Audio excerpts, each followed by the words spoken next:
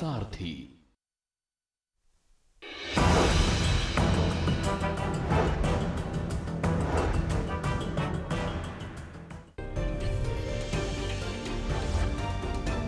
झांसी से सीएम योगी ने दी बड़ी सौगात, 12 लाख शिक्षकों के लिए कैशलेस इलाज सुविधा का शुभारंभ। अयोध्या राम मंदिर चढ़ावा गबन मामला, तीनों आरोपियों की 40 घंटे की पुलिस रिमांड मंजूर, लवकुश अनुकल्प और करुणेश से होगी गहन पूछताछ। चित्रकूट में सीएम योगी बोले, चित्रकूट प्रभु राम के संबल का प्रतीक, शस्त्र और शास्त्र के संधान का केंद्र बनेगी धर्मनगरी।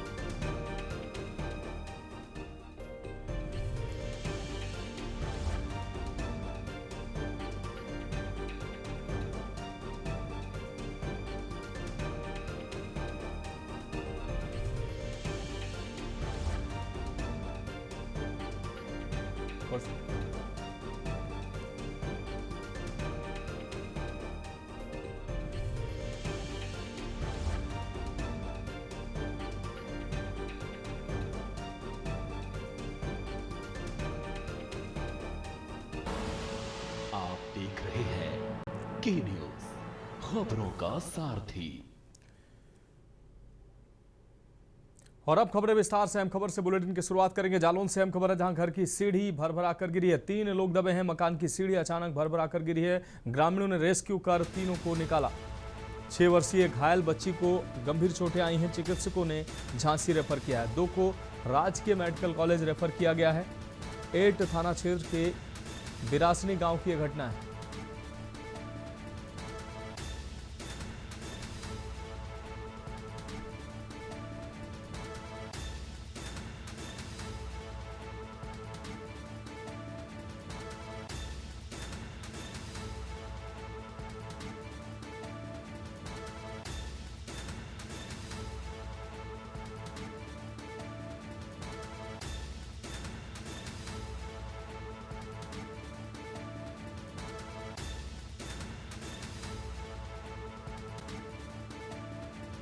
कर गिरी है। 3 लोग दबे हैं।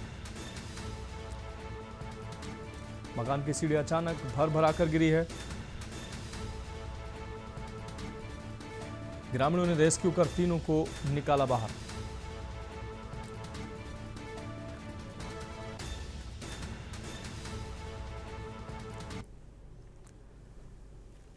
बिरासनी तहसील कोंच में लगभग 11:30 बजे एक सीढ़ी का कुछ पोर्शन अतिवृष्टि की वजह से गिरने की सूचना प्राप्त हुई, जिसमें से ज्ञात हुआ कि प्रिया पुत्री अनिल कुमार, उम्र लगभग 6 वर्ष को सिर में चोटें आई, जिनको उरई मेडिकल कॉलेज से झांसी के लिए रेफर कर दिया गया है बेहतर इलाज के लिए। इनके साथ ही जिया पत्नी अनिल कुमार, उम्र 28 वर्ष और सरस्वती पत्नी शिवम कुमार 30 वर्ष, इन दोनों को भी सामान्य चोटें आई हैं। इन दोनों महिलाओं का इलाज उरई मेडिकल कॉलेज में वर्तमान समय में चल रहा है। अगली खबर की ओर। हापुड़ से अहम खबर है, दलित महिला संग दुष्कर्म की वारदात, शादी करने का झांसा देकर दुष्कर्म की वारदात को अंजाम दिया गया। धर्म परिवर्तन कराने की भी धमकी दी गई। वीडियो वायरल करने की भी धमकी दी गई है। ब्लैकमेल कर कई बार किया गया दुष्कर्म, विरोध करने पर जान से मारने का भी प्रयास किया गया। महिला ने पुलिस से शिकायत की है। थाना देहात क्षेत्र का है ये पूरा मामला।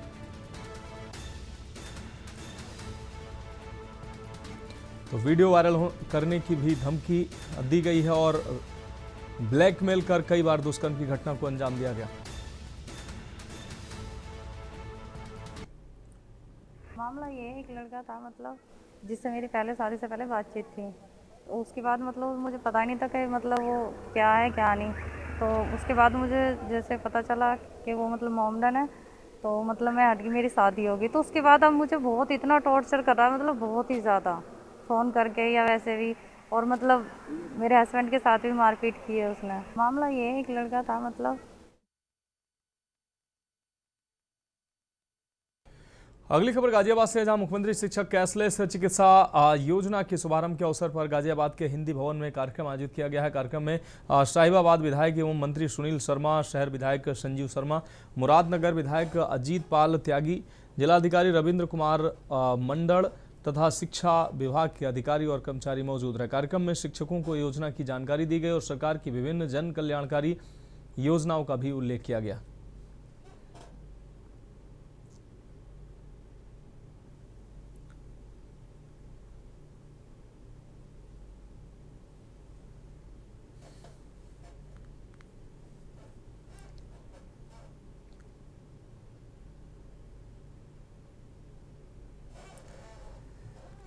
तो मुख्यमंत्री योगी आदित्यनाथ वीडियो कॉन्फ्रेंसिंग के माध्यम से योजना का शुभारंभ करते हुए उन्होंने बताया कि प्रदेश के लगभग 10 लाख शिक्षकों और पात्र कर्मियों को 5 लाख तक की कैशलेस चिकित्सा सुविधा का लाभ मिलेगा।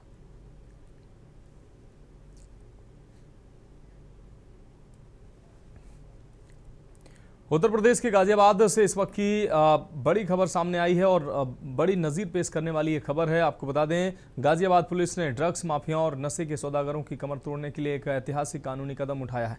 ऑपरेशन प्रहार के तहत पुलिस ने कोडीन कफ सिरप तस्करी के 2 मुख्य आरोपियों विभोर राणा और विशाल सिंह के खिलाफ बेहद सख्त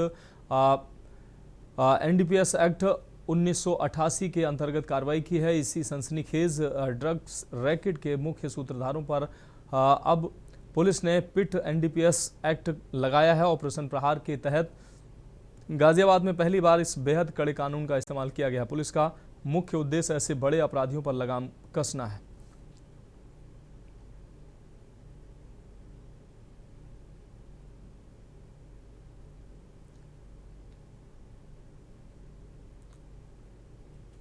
तो पुलिस का उद्देश्य ऐसे बड़े अपराधियों पर लगाम कसना है जिनके जेल से जमानत पर बाहर आने के बाद दोबारा ड्रग्स तस्करी के काले कारोबार में शामिल होने की प्रबल संभावना रहती है। इस एक्ट के लगने के बाद अब ये शातिर अपराधी चाहकर भी आसानी से जेल से बाहर नहीं आ सकेंगे और सलाखों के पीछे ही रहेंगे।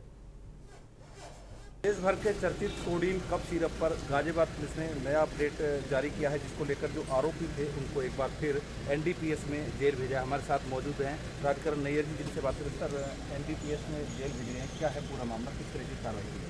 ये थाना नंदग्राम पर वर्ष 2025 में 691/2025 मुकदमा दर्ज हुआ था, जो कि विशेष करके कोडीन हमारे द्वारा कोडीन बेस्ड सब कफ सिरप की 1150 पेटी सीज की गई थी। इसी क्रम में आज इस मामले में टोटल 8 अभियुक्त थे, जिनमें गिरोह के 2 मुख्य सरगना विभोर राणा व विशाल सिंह के विरुद्ध जनपदीय पुलिस के द्वारा फिट NDPS एक्ट के तहत कार्रवाई की गई। इस एक्ट के तहत नारकोटिक सब्सटेंस की इलिसिट ट्रैफिकिंग को रोकने के लिए कार्रवाई की जाती है। इसमें निरुद्धि आदेश जो है इन लोगों को सर्व किया जा चुका है। इसी के क्रम में आप लोगों को ये आज की प्रेस कॉन्फ्रेंस के माध्यम से इस बारे में अवगत करवाया गया। इन दोनों अपराधियों की से पूर्व में 15 करोड़ की चल संपत्ति भी गाजियाबाद पुलिस के द्वारा सीज की गई।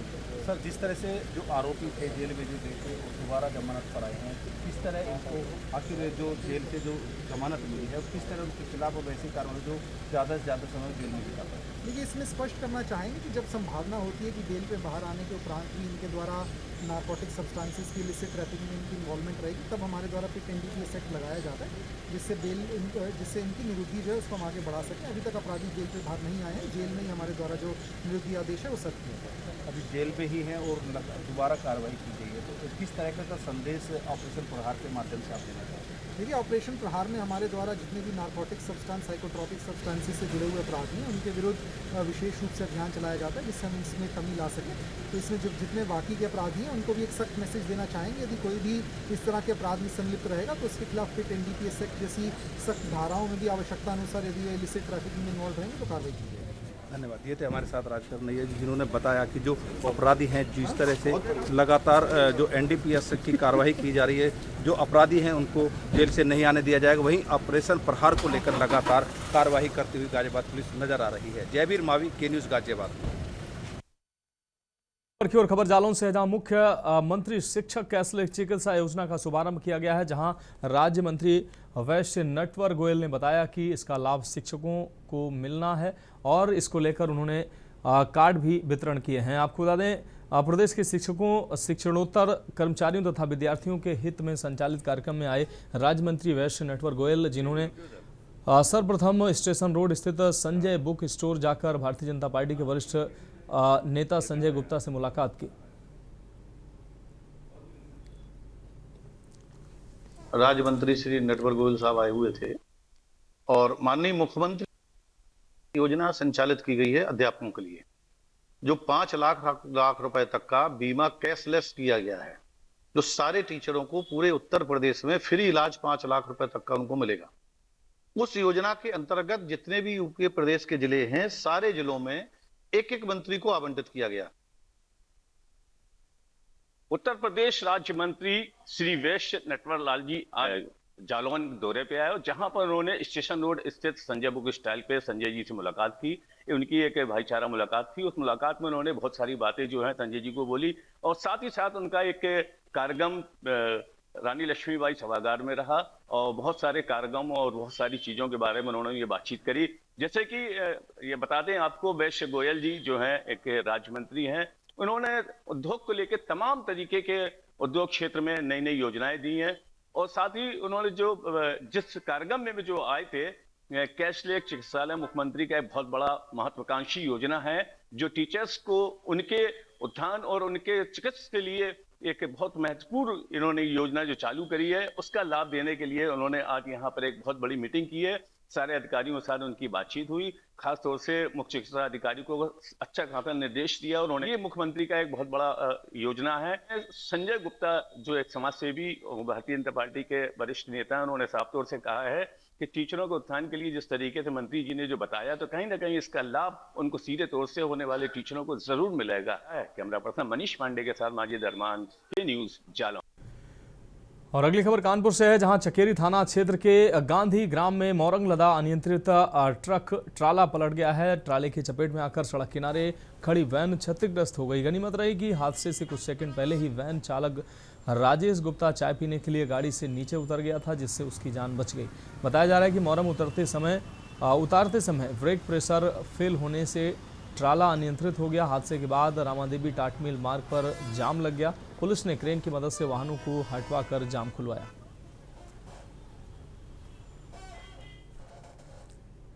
अब बढ़ेंगे अगली खबर की ओर। कानपुर से इस वक्त ये बड़ी खबर आपको दिखा रहे हैं। शर्मनाक खबर सामने आई है, जहां गोविंद नगर थाना क्षेत्र के सीटीआई चौराहे पर अवैध वसूली का धंधा धड़ल्ले से जारी है। यहां अवैध वसूली दो वरना मारखाओं का खौफनाक सिलसिला थमने का नाम नहीं ले रहा है। आज सीटीआई चौराहे पर एक वसूलीबाज दबंग ने एक गरीब ई रिक्शा चालक की शरे राह बेरहमी से पिटाई कर दी। हैरान करने वाली बात यह है कि यह पूरी वारदात वहां तैनात ट्रैफिक पुलिसकर्मी के ठीक सामने होती रही, लेकिन वर्दीधारी मूकदर्शक बनकर तमाशा देखते रहे।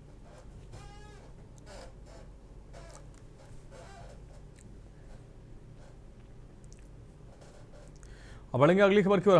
हरदोई से अहम खबर है, जहां पुलिस की सर्विलांस टीम ने बड़ी सफलता हासिल करते हुए पिछले 5 माह में गुम हुए 167 मोबाइल फोन बरामद किए हैं। बरामद मोबाइलों की अनुमानित कीमत करीब 30 लाख रुपए बताई जा रही है। बरामद मोबाइल उनके स्वामियों को सौंपे गए हैं, जिसके बाद लोगों के चेहरों पर खुशी देखने को मिली है। एडिशनल एसपी सुबोध गौतम ने बताया कि सर्विलांस टीम लगातार गुमशुदा मोबाइलों की तलाश में अभियान चलाकर उन्हें बरामद कर रही है।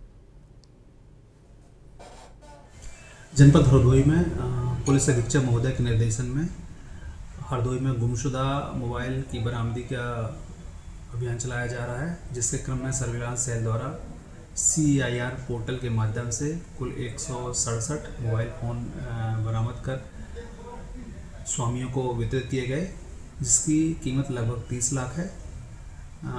मोबाइल स्वामियों द्वारा प्रसन्नता व्यक्त की गई।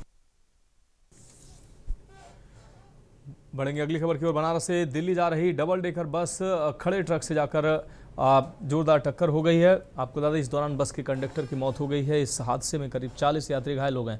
दुर्घटना में बस कंडक्टर की मौत हो गई, जबकि स्टीयरिंग में फंसे ड्राइवर को बड़ी मुश्किल से बाहर निकाला गया है। घायल यात्रियों में एक प्रेग्नेंट महिला और छोटे छोटे बच्चे भी शामिल हैं। घटना इटावा के ITI चौराहे के पास कानपुर आगरा नेशनल हाईवे की है।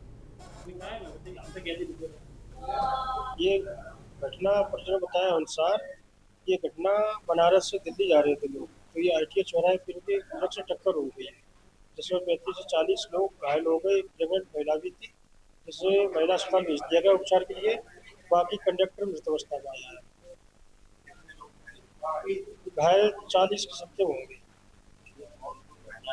हाँ, एक प्रेग्नेंट महिला थी, जिसे महिला अस्पताल भेज दिया। बनारस हम लोग आ रहे थे दिल्ली के लिए, बस एक्सीडेंट कर गई ट्रक में। ये 4:38 पे की है बात है। कितने आपकी घायल है?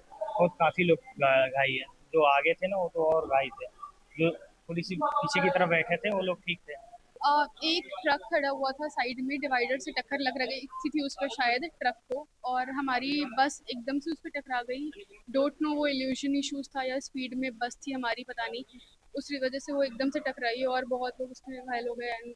हम काशी वाराणसी से आ रहे थे, सब लेटे हुए थे। हमारी तो पूरी फैमिली 9-10 बंदे हैं और एक तो लेडीज हमारी प्रेग्नेंट है। ठीक है, बुजुर्ग थे हमारे साथ, बच्चे हैं छोटे। अब वो ड्राइवर ने पता नहीं कैसे क्या रश चलाया, हम तो पीछे लास्ट में सोए होते हैं। मेरे खुद गर्दन में चोट से लगी है, गर्दन मूवमेंट नहीं हो रही है। फिलहाल खबरों में वक्त है कि हम ब्रेक का जल्द हाजिर होंगे। खबरों का सारथी।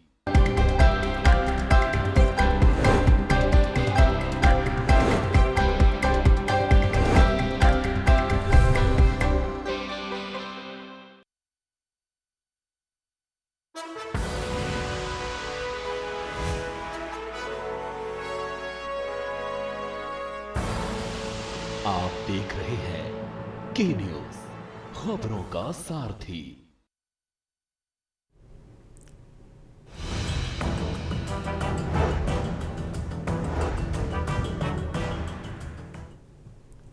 ब्रेक के बाद एक बार फिर से उत्तर प्रदेश की खबरों में आपका स्वागत है। देश में मानसून की दस्तक के साथ ही बारिश का असर मुंबई से कानपुर तक दिखाई देने लगा है। बारिश की वजह से अब रेलवे संचालन प्रभावित हो रहा है। मुंबई से उत्तर भारत की ओर आने वाली कई ट्रेनों की रफ्तार धीमी पड़ गई है, जिससे यात्रियों को भारी परेशानियों का सामना करना पड़ रहा है। कानपुर सेंट्रल पहुंचने वाली पुष्पक एक्सप्रेस, राप्ती सागर एक्सप्रेस, पनवेल रूट की ट्रेनें और लोकमान्य तिलक टर्मिनल से आने वाली कई ट्रेनें अपने निर्धारित समय से कई घंटे की देरी से चल रहे हैं। ट्रेनों के विलंब से स्टेशन पर यात्रियों की भीड़ बढ़ गई है और लोगों को लंबे समय तक इंतजार करना पड़ रहा है। यात्रियों का कहना है कि ट्रेनें घंटों लेट होने की वजह से उनकी आगे की यात्रा और जरूरी काम प्रभावित हो रहे हैं। वहीं रेलवे अधिकारियों के अनुसार मुंबई और आसपास हो रही बारिश के चलते कुछ स्थानों पर ट्रेनों की गति एहतियातन कम की गई है, जिससे संचालन प्रभावित हुआ है। रेलवे ने यात्रियों से अपील की है कि यात्रा शुरू करने से पहले ट्रेन का लाइव स्टेटस अवश्य देखें।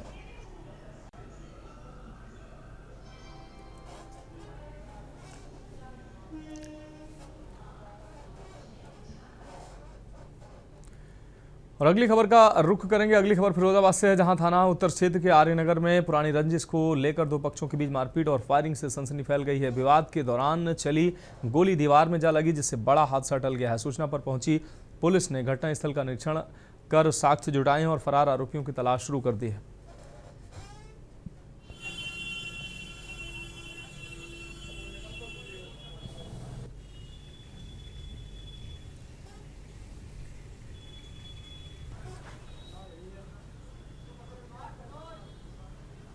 आज दोपहर 1 से 2 के बीच जब मैं एसएन फीडर पर जा रहा था एक्सीडेंट साहब से मिलने के लिए, बिजली से संबंधित मेरी समस्या थी, तो भी रास्ते में आर्य नगर प्राथमिक विद्यालय है, उसी के सामने वाली गली में होकर मैं गुजर रहा था। तभी अचानक से रामनगर के 3 लड़के 2 गाड़ियों पर आते हैं। 8 से 10 लड़के थे ये, जिनमें से 3 लोगों को मैं जानता हूँ और उनमें से प्रिंस नाम के व्यक्ति ने मेरे ऊपर फायरिंग की है और साथ देने वाले 2 व्यक्ति और हैं, जिनके खिलाफ मैं थाने में तहरीर दे चुका हूँ। कितनी बड़ी घटना है ये? 1 से 2 बजे के बीच की घटना है। अब बढ़ेंगे अगली खबर की ओर। आगरा से इस वक्त की अहम खबर आपको दिखा रहे हैं। ये दुखद खबर सामने आई, जहां लगातार हो रही तेज बारिश के बीच एक भीषण हादसा हो गया। आगरा के थाना मटोला क्षेत्र के व्यस्ततम इलाके सुभाष बाजार में एक कपड़ों की दुकान अचानक भरभराकर जमी दोज हो गई। ये बताया जा रहा है कि दुकान के ठीक नीचे से एक नाला गुजर रहा था, जिसकी वजह से नीचे की जमीन धंस गई और ये पूरी इमारत ताश के पत्तों की तरह ढह गई। इस हादसे में एक महिला समेत 4 लोगों के मलबे में दबे होने की आशंका है।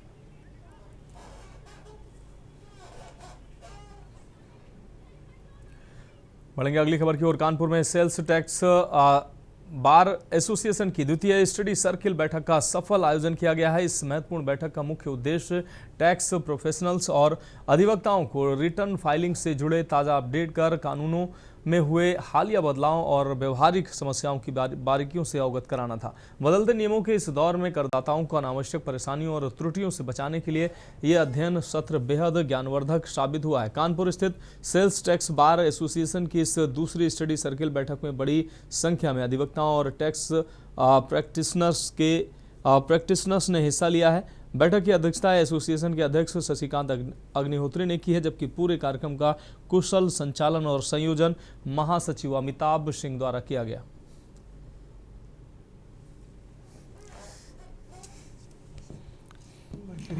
सबसे पहले मैं धन्यवाद देना चाहूँगा संस्था सेल्स टैक्स बार एसोसिएशन के अध्यक्ष जी, मंत्री जी का, और सबसे ज़्यादा मैं धन्यवाद देना चाहूँगा हमारे स्टडी सर्किल ग्रुप के जो चेयरमैन है सुनील सर का।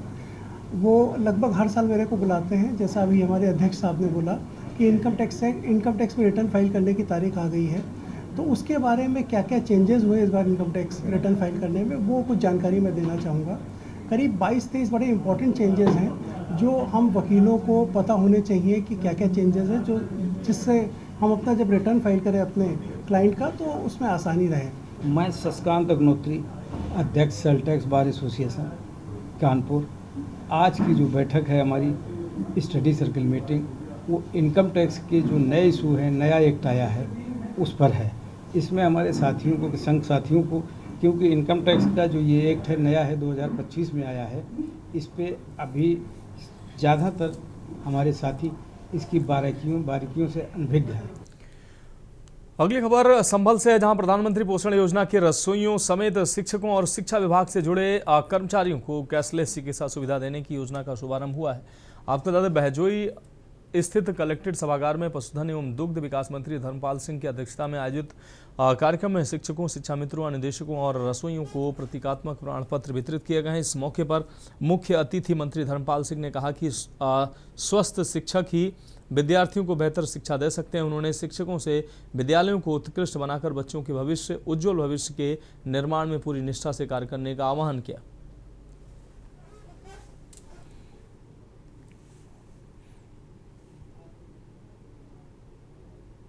आज मैं बधाई देना चाहूँगा माननीय मुख्यमंत्री योगी आदित्यनाथ जी को। योगी सरकार ने बहुत अच्छा निर्णय लिया है। जो प्राथमिक शिक्षा और माध्यमिक शिक्षा में जो अध्यापक शिक्षण का काम करते थे, उन्हें कठिनाई होती थी, कभी कभी स्वास्थ्य की समस्या के निराकरण करने में समस्याएं आती थी, तो कैशलेस 5 लाख रुपए तक का उपचार वो अपने परिवार का करा सकेंगे।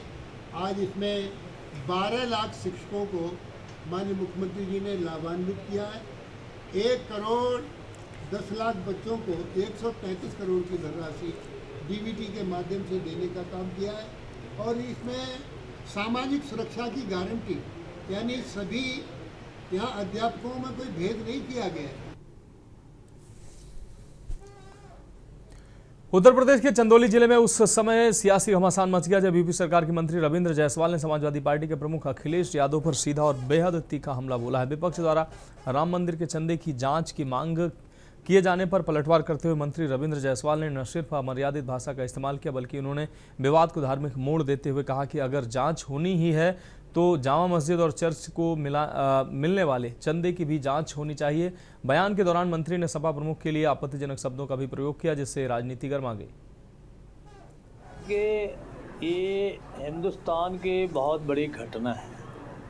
पूरे हिंदुस्तान में, दुनिया में हिंदुस्तान की किरकिरी भारतीय जनता पार्टी की हो रही है। ये मामूली घटना नहीं है। राष्ट्रीय अध्यक्ष जी ने तो इसका पोल खोलने का काम किया था।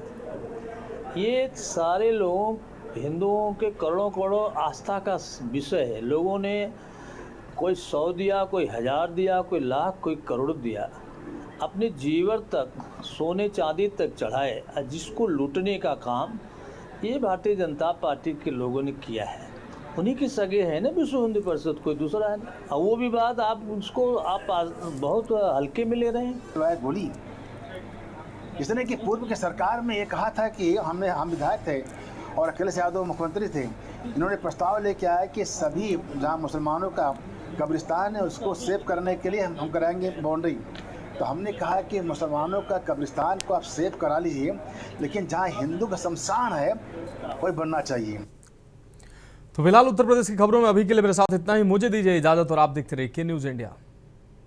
गोल्डी मसाले लाए हैं फ्रेश